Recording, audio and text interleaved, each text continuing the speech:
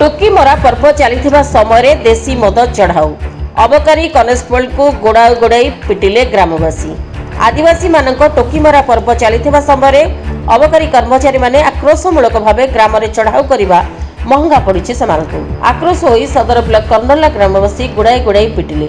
अतर्कित चढ़ाऊ करुवा अबकारी कर्मचारी को ग्रामवासी माने गोड़ाई गोड़ाई मारिबा परे 3 जण दौड़ी पळै आसिथिबा बेले जने कनेस्टेबल हाबुडरे पड़िबारु निर्धूम माड़ मारिछंती ग्रामवासी। गोड़ाई गोड़ाई माड़ मारुथिबार दृश्य सामना को आसीछि।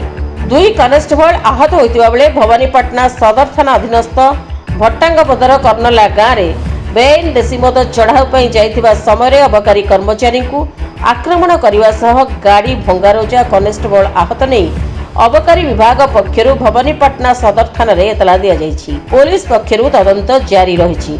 कलाहांडीरु रजनीकांत मिश्रଙ୍କ रिपोर्ट, पीएस न्यूज भारत।